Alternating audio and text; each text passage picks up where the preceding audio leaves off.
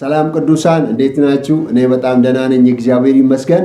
በዚህ ቪዲዮ እንግዲህ በተምኔሉ ላይ ለመመልከት እንደሞከራችሁት በህልማችሁ ከቤተሰባችሁ አንድ አካል ሲሞት የምታዩበትን ምክንያትና እንደገና ደግሞ እንደዚህ አይነት ህልም እንዳታዩ መፍትሄው ምን እንደሆነ የምናወራ አሊያም ደግሞ የምነግራችሁ ይሆናል። እንደዚሁም ደግሞ በቪዲዮው መጨረሻ ላይ እንደ ቦነስ አንድ የምነግራችሁ በጣም ቆንጅዬ ነገር ይኖራል ማለት ነው።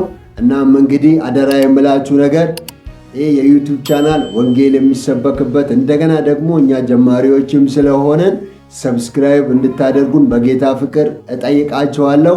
እንደገና ደግሞ ሀሳብ አስተያየቶቻችሁን በኮመንት ሴክሽን ላይ እንድታሰፍሩ ይሆን።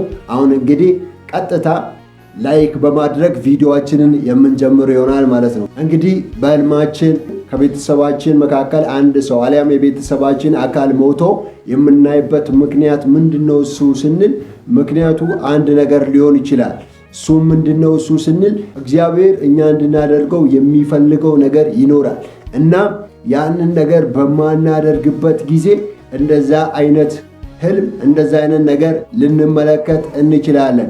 እግዚአብሔር እንደዛ አይነት ነገር እንድናይ የሚያደርገው በእውነትም ያ ነገር በህይወታችን አፕን ስለሚሆን አሊያም ያ ያየነው ሲሞት ያየነው ሰው በእውነትም በቃ አክቹዋሊ እንደሚሞት ለእኛ ማውራቱ መናገሩ ሳይሆን እንደዚያ ባለ ነገር እግዚአብሔር ለእኛ ምልክት አሊያም ደግሞ ትምህርት ሰጥቶን ምናምን እሱ የሚፈልገውን ነገር እንድናደርግ ነው። ባይዘዌ ይህንን ነገር እኔ በህይወቴ በጣም ኤክስፒሪያንስ ያደረግኩት ነው። ማለት ብዙ ጊዜ እንደዚህ አይነት ነገር ይገጥመኛል።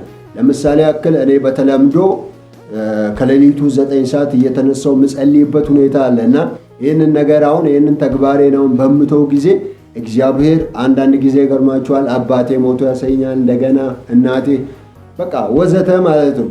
እና አሁን እግዚአብሔር ይህን ነገር የሚያሳየኝ በእውነትም ይህ ነገር ስለሚከሰት ሳይሆን በቃ አለ አይደል እንደ ምልክት ነው። ይሄን ነገር ምልክት የሆነኝ ዘንድ ነው። ጸልይ ማለቱ ነው። ገብቷችኋል አይደል? ለምን ተግባርህን ለምን ተውክ ማለቱ ነው። እናም ለዚህ ኮንሰፕት የዮንያስ ታሪክ ጥሩ ምሳሌ ነው። ዮንያስን እግዚአብሔር አምላክ ወደ ነነዌ ይልኳል እና እናም ዮንያስ ወደ ነነዌ መሄድ ስላልፈለገ ወደ ተርሴስ ይሄዳል ማለት ነው። ወደ ተርሴስ በጀልባ ይሄዳል። በጀልባ በሚሄድበት ጊዜ እግዚአብሔር ማዕበል ያስነሳል። ማዕበል ሲያስነሳ እንግዲህ ዮንያስ ያው ጀልባይቱ ቀለል ትል ዘንድ ወደ ማዕበሉ ይጣል ወደ ባህሩ ይጣል ዘንድ በቃ እጣ ይወድቅበታል ማለት ነው። ይገደዳል። በዚህ ጊዜ ወደ ባህሩ ይጣላል። በዚህ ጊዜ እግዚአብሔር ዮንያስን ይውጠው ዘንድ አሳ ነባሪ አዘጋጅቶ ስለነበረ ያ አሳ ነባሪ ዮንያስን ይውጠዋል ማለት ነው እና ከዋጣው በኋላ ኢሚዲየትሊ ዮንያስ ንስሐ ይገባል ማለት ነው። ንስሐ ይገባል።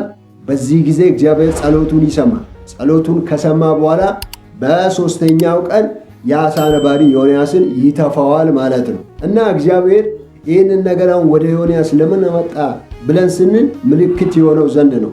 ታዲያ ላይክ እንደዚህ እናንተም ብዙ ጊዜ አሁን ምናልባት አባታችሁ ሞቶ ልታዩ ትችላላችሁ፣ እናታችሁ፣ ወንድማችሁ ወዘተ እና የምታዩበት ምክንያት ምንድነው? እሱ ሲባል እግዚአብሔር እናንተ እንድታደርጉት የሚፈልገው ነገር አለ። ከእናንተ የሚፈልገው ነገር አለ እና ያንን ነገር ሳታደርጉ ስትቀሩ ነው እንደዚህ አይነት ነገር በህይወታችሁ ላይ አፕን የሚሆነው ማለት ነው።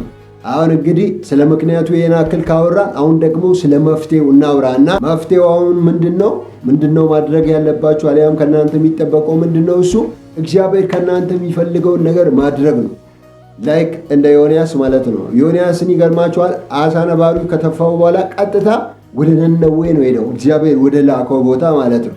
አይታችኋል አይደል? እና እናንተም አሁን እግዚአብሔር ከእናንተ የሚፈልገው ነገር አለ አሊያም እንድታደርጉ የሚፈልገው ነገር አለ። ስለዚህ ያንን ነገር ማድረግ አለባችሁ። ያንን ነገር ማለት ነው። ምናልባትም መጸለይ ሊሆን ይችላል እንደኔ፣ አሊያም ደግሞ በጎ ስራ ማድረግ፣ ሰዎችን መርዳት፣ የታመሙትን መጠየቅ ብቻ የመሳሰሉትን ማለት ነው። እግዚአብሔር ከእናንተ የሚፈልገውን ነገር ማድረግ ነው።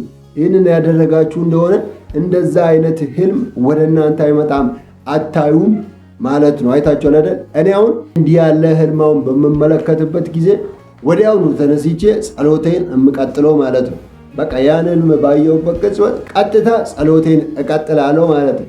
ስለዚህ እናንተም ማድረግ ያለባችሁ እንደዛ ነው። ያው መቼም እግዚአብሔር ከእናንተ የሚፈልገውን ነገር ታውቃላችሁ ብዬ አስባለሁ እና እግዚአብሔር የሚፈልገውን ነገር ኢሚዲየትሊ ማድረግ ነው ማለት ነው እና መፍትሄው ይሄ ነው ማለት ነው። እና እንደ ቦነስ ደግሞ አንድ የምጨምርላችሁ ነገር ሁሌም ቢሆን ማለት ነው በህልማችሁ ጥሩ ነገር ማየት የምትፈልጉ ከሆነ አንድ ነገር ነው ማድረግ ያለባችሁ። ይህ ምንድነው? እሱ አሁን ብዙ ጊዜ ሰዎች ማለት ነው እባብ የሚያዩበት ሁኔታ አለ በህልማቸው፣ እንደገና ደግሞ ጅብስ ያባራቸው የመሳሰሉትን ማለት ነው እና እናንተም እንዲህ አይነት ነገር ይገጥማችኋል ብዬ አስባለሁ። አሁን እንዲህ አይነት ነገር እንዳታዩ አሁን እናንተ ምንድነው ማድረግ ያለባችሁ? በመጀመሪያ ደረጃ መጸለይ ነው ያለባችሁ፣ ከመተኛታችሁ በፊት መጸለይ። ሌላው ደግሞ ማንበብ። እኚህ ሁለቱን ነገር ያደረጋችሁ እንደሆነ በህልማችሁ በቃ መልካም ነገር ነው የምታዩ። ምናልባትም ደግሞ ደክሟችሁ ስራ ሰርታችሁ በቃ የማጸልዩበት እንደገና ደግሞ ማንበብ ማትችሉበት ሚትድ ከተፈጠረ በቃ ምንድነው ማድረግ ያለባችሁ? መልካም ነገር ማሰብ፣ መልካም ነገር ማሰብ። መልካም ነገር እያሰባችሁ ይገርማችኋል፣ ወደ እንቅልፋችሁ እንትን ካላችሁ ከተኛችሁ እመኑኝ መልካም ነገር ነው የምታዩት። አሪፍ ጥሩ ነገር ነው የምታዩት ማለት ነው። ስለዚህ እንደዛ እንድታደርጉ ይሁን። የዛሬው ቪዲዮአችን ይህንን ይመስላል። ዳግም በሌላ ቪዲዮ እስክንገናኝ መልካም ሳምንት፣ መልካም ቆይታ ይሁንላችሁ። ታዲያ እንደነገርኳችሁ እኛ አዲስ ጀማሪዎች ስለሆንን ሰብስክራይብ ማድረግ የደውል ምልክቷን መጫን እንዳትረሱ። በኮመንት ሴክሽንም ላይ እንደዚሁም ሀሳብ አስተያየቶቻችሁን እንድታሰፍሩ ይሁን። ላይክ እና ሼርም እንድታደርጉ ይሁን። ብሩካን ናችሁ። እግዚአብሔር ያኮራል።